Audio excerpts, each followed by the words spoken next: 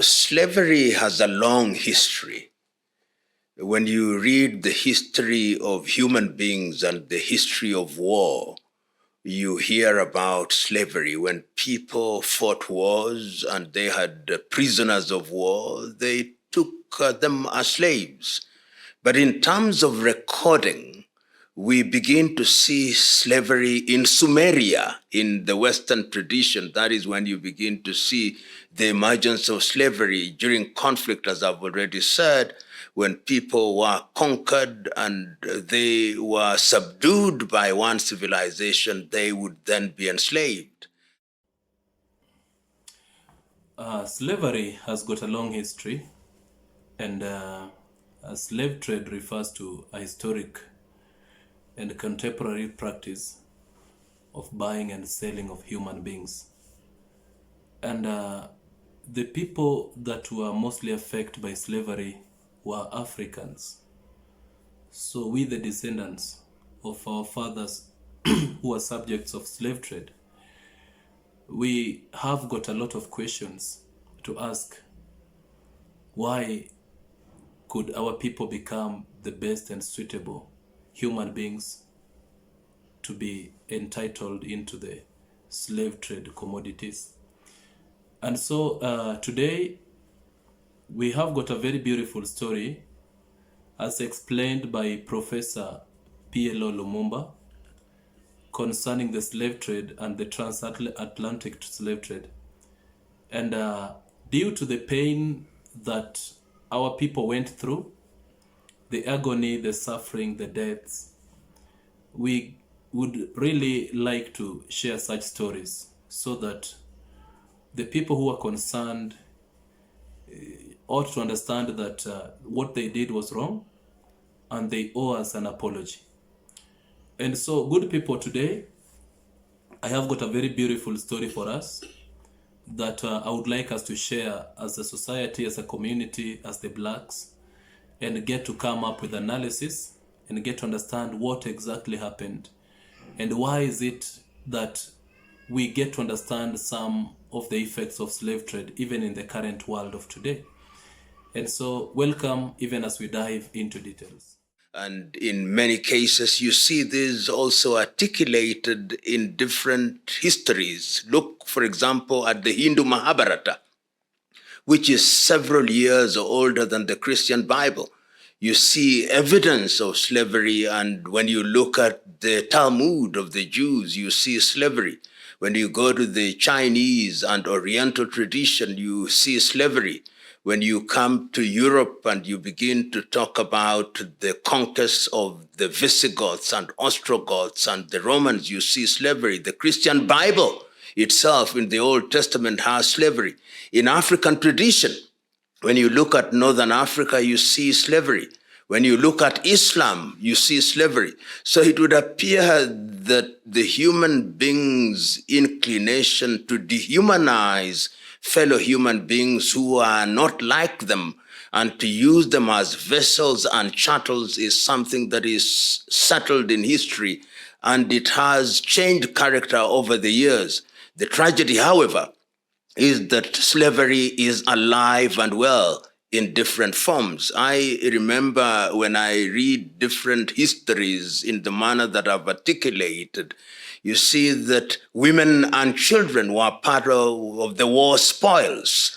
And that in itself tells you that slavery is part of human life, undesirable as it is. When we talk about contemporary slavery, particularly in the continent of Africa, we've got to look at it from a number of dimensions.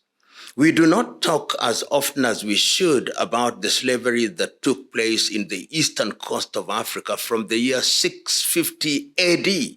The enslavement of African peoples by the Arab Emirates, if you may, the Omani Empire and all those empires. This started in 650 AD, as I've already said. And estimates now suggest that as many as 18 million Africans were taken from the eastern coast of Africa, from what is today Kenya, Tanzania, up to the hinterland in places such as Malawi, and were taken to the Arab world. One of the things that happened in the Arab world, why you don't see the evidence of black slaves, is that they were castrating men, and therefore they did not produce. And it is something that we don't talk about as loudly as we should, is not as documented in the manner that it should, but that is the first wave of slavery, in modern day slavery. The much more known wave of slavery starts in the 15th century. And this is by the European enslavers led by the Portuguese in the early 1400s, which is the 15th century. And all the European powers were involved in slavery. They themselves, of course, had been subjected to slavery by their fellow Europeans. But when they started coming, you'll remember that when the Portuguese started coming into Africa, they wanted to trade in gold and spices. But then they discovered that there was another commodity, the human being. And it is interesting that even the now very quiet European powers were involved in what later became the transatlantic triangle of slavery. The Danes were there. If you look at the Cape Coast Castle in Ghana, in what is today Ghana, they participated in the building of it. The Swedes were there. The Norwegians were there. The Dutch were there. The British were there. The French were there. The Spaniards were there. The Germans were there. So modern day slavery as we know it was actually animated by the need for labor within Europe. And as I've already said, the Portuguese were in the forefront of it. And then initially they were taking the slaves to the motherland. So you'd find some dark-skinned individuals in Lisbon, in Spain. And when they started conquering different parts of the world with the activities of individuals like Vasco da Gama and Christopher Columbus, you now begin to see slaves, African slaves, being transported from the western part, particularly Nigeria, Gambia, Senegal, Equatorial Guinea, and ultimately on the southern part in Angola, being transported to what are now the Caribbean, to Jamaica, to Trinidad and Tobago, to St. Vincent's and Grenadines, to Brazil, to Colombia, to ultimately to Costa Rica. And when the Americans get involved in slavery, of course, they are then taken to the United States of America and even to parts of Europe. That then became known as the transatlantic trade. And records now show that nearly 12 million, and these are conservative estimates, of Africans were taken to what were described as the new lands to work their lands. And it can't be said without fear of contradiction that America was built by black labor in the same way that Latin America was, and the Caribbeans, and it was devastating. The impact of it is alive even as we speak, because it involved the dehumanization of human beings, and they are being treated as chattels and being sold as if they were not human beings. All slavery was dehumanizing. All slavery was demeaning. All slavery had a commercial aspect to it. There is no slavery that you can say was humane. And one of the things that they did was to take away people's cultures and people's language. You can say, for example, that in the Arab world, because of the lack of documentation, you don't see the descendants of slaves in the manner that we see it in the United States of America or in the Caribbean. But one can say, for one thing, that what they did was to convert people into chattels, and it made those parts of the world richer. But the Arabs also did something else that the transatlantic slave perhaps did not do as effectively as they did, is that some of them came into the hinterland and married. So you can see the process of Arabization. This is a similarity rather than a difference. The Arabization of the eastern coast of Africa, and the Islamization, because they came, And in the process of enslaving, they also Islamize and Arabize. And you see people having names which are fundamentally Arab and Islamized. Even the Arab names were Islamized. And then when you go to the transatlantic trade, it was a complete transplantation of the people and the destruction of their culture, so that people lost their languages. If you go to the United States of America, those who went there who are Yorubas, those who are Wolofs, those who are Igbos, or those who are Temne, or those who are Mende, or those who are Ovambo, those who are Ovimbundu, they all lost their culture so that you cannot trace their language. Conversely, the Arabs who came to what we now know as Swahili, which means the coast from which the word Kiswahili is derived, the languages were not lost, but they were Arabized. If you look at Kiswahili, which is fundamentally a Bantu language, you see that there is quite a lot of borrowing from the Arab language. So you can see those differences. But one of the most dangerous things that you see in the slavery in the Arab world was castration of men.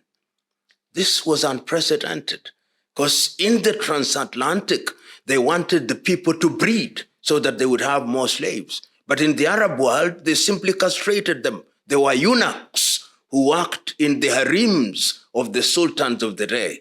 That was as cruel as cruelty can be, because they intended to decimate. But on the other hand, they bred them as you breed cows.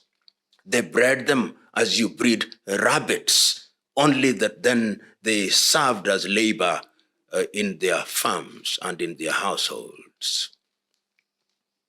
You know, Christianity played a major part in giving legitimacy to slavery.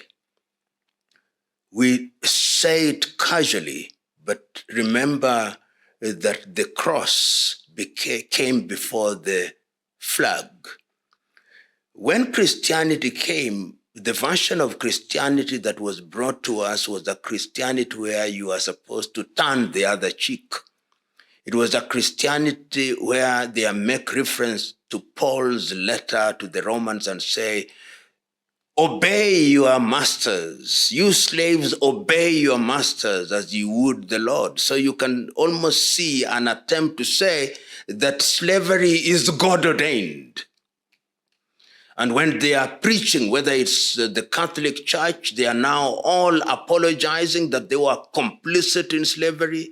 The Anglican Church is agreeing that they were complicit in slavery. The Presbyterian Church is saying that they were complicit in slavery. So the church, as we know it, the organized church from Western Europe, was part and parcel of the enslavement of Africa, and that we must never forget. And they made references to the Bible to legitimize this atrocity. So that is the reality. And the same can be said of Islam, that Islam also did recognize that there are certain people who are not believers who could therefore be enslaved. Religion, as we know it, is as guilty as guilt can be in the enslavement of peoples. And remember, it is not only African peoples who are enslaved. Even other individuals or other groups of individuals in different parts of the world were enslaved and or dehumanized. If you go to the Latin America, the Arawak people were decimated, and religion was in the forefront. In the name of God, people were enslaved. In the name of God, people were dehumanized. In the name of God, Africans were turned into things. In the name of God, Africans were turned into commodities. Organized religion has every reason to apologize to those that were enslaved.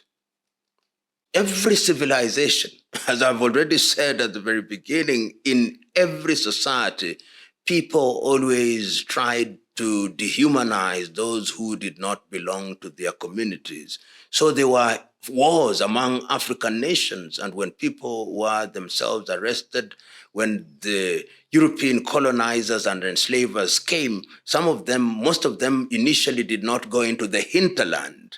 What they then did was to enter into unholy alliances with some African chieftaincies, and they hunted people who are not of their own or those who are prisoners and participated in the slave trade.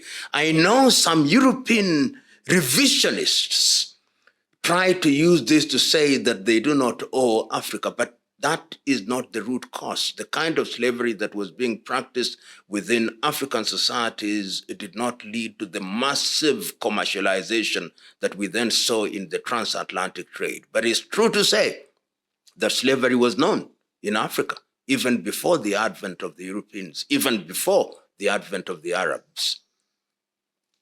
Slavery must be understood. Slavery and slave trade, these were Siamese twins. Slavery for its own sake as a punishment to individual that was captured perhaps did not have as much value as when people started trading in slaves. And if you visit and look at the history of some of the major Western institutions, some of the major Western insurance companies, some of the major Western shipping companies, some of the major Western banks, they are intimately connected to slavery because they were underwriting the delivery of slaves as commodities. They were receiving money for those who paid to purchase slaves. They were involved in the most lucrative commodity, more lucrative than gold, more lucrative than spices, more lucrative than diamonds. Remember, initially when the interaction between Europe and America started, it was on trade. There was no slavery. When the Portuguese first made their foray into Western Africa in what is now Ghana or what is now Senegal or in the Gambia, they were trading.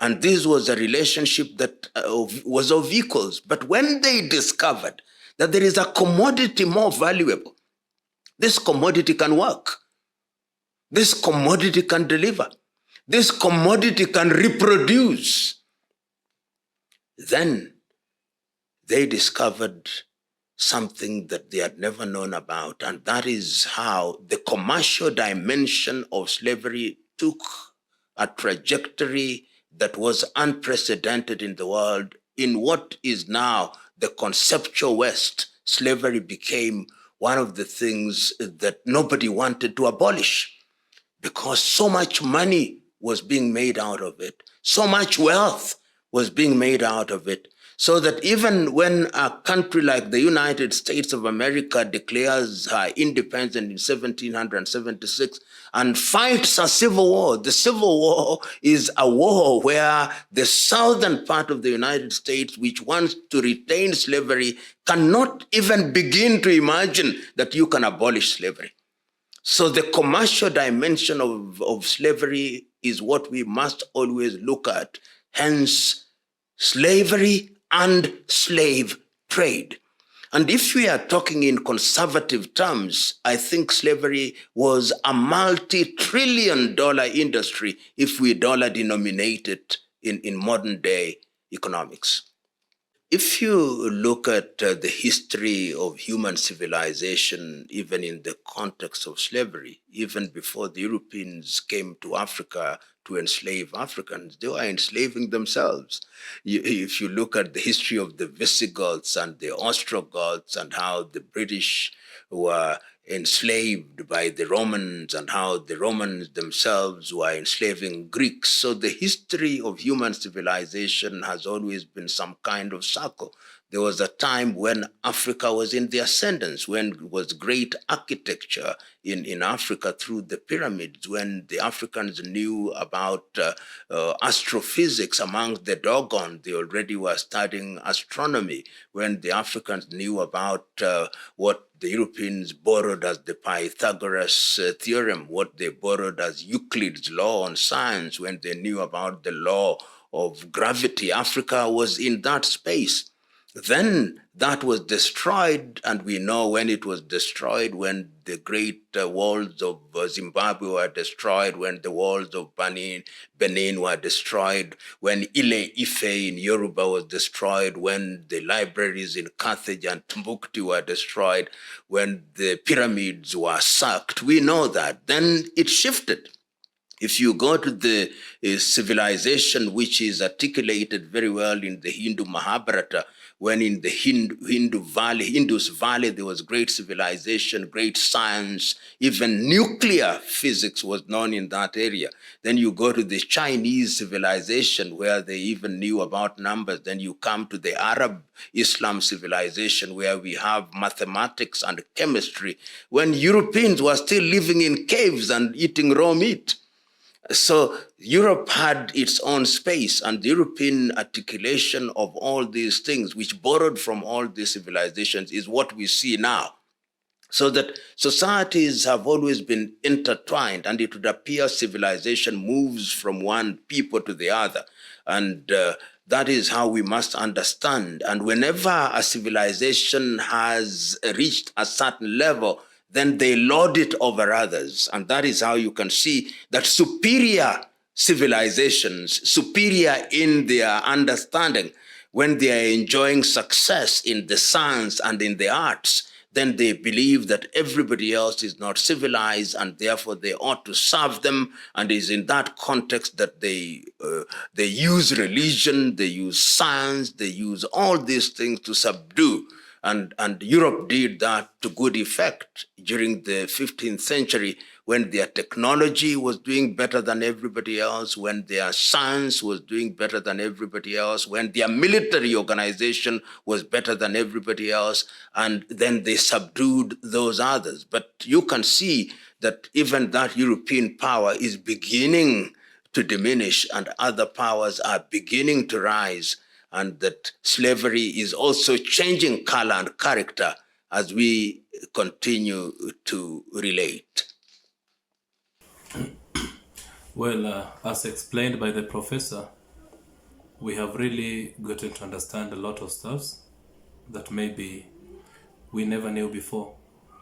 And there is something that is coming out very clearly, getting to understand that slavery, it was initially used as a punishment to the people that were considered to be unworthy to live in the society.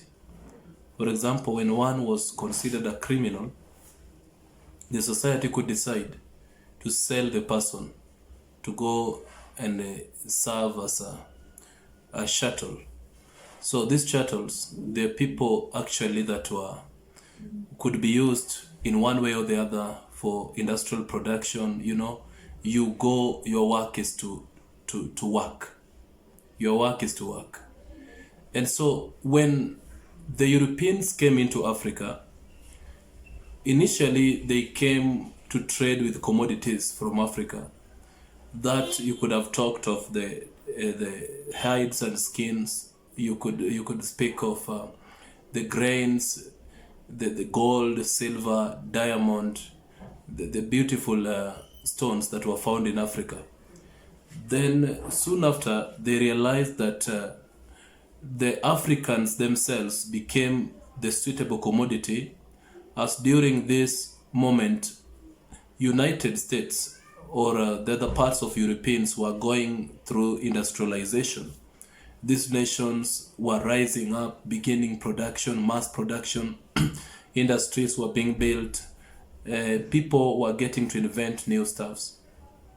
And so they began looking for the cheap labor. And now this cheap labor, they preferred that it could have been easily found in Africa. And so the Europeans began entering into the unholy alliances with the African chiefdoms and kingdoms.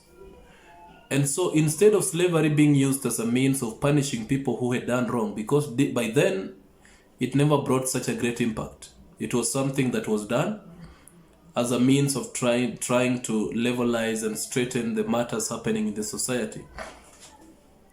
Now there we began realizing the mass evacuation of Africans into Europe and America in the name of slave trade. There became a market that was specifically established as a human market, a market in which human beings are being traded in exchange of money and some precious materials. And so you get to realize that slavery is the real reason for today's Africans making a good percentage of the population in America, for example, in the United States. And so it really hurts so much. It even hurts more when we get to realize that every single time the blacks appears, they are considered to be people that are unworthy, and there you begin seeing something like racism beginning to form. It reminds us of the old wound, what we have gone through, the bitter past, the reason as why we became where we are and what we are. And so it is a very painful thing to realize that Africans were considered as low, so much dehumanized, and considered to be worth a market commodity, something that could be sold in the market. And by that, our culture was erased. Our unity as a society was dismantled. Our value was dehumanized. And we were sold into the hands of people who were known as slave masters or the white supremacists to go and serve as a chelot. Yeah? Your work is only to work, nothing else. So, guys, we cannot pretend that slave trade was something that was good. We cannot pretend that it is something that should be praised. No, we cannot embrace it. And that is the reason as why you realize that the black Americans today are so bitter, because in spite or on top of slave trade, the pain, the agony, the beatings that our grandfathers went through, today we are now struggling with racism. What is that? It is like trying to revive a wound that was almost healing. It was not a good thing to see our people forced to go and work for the whites. It was not a good thing.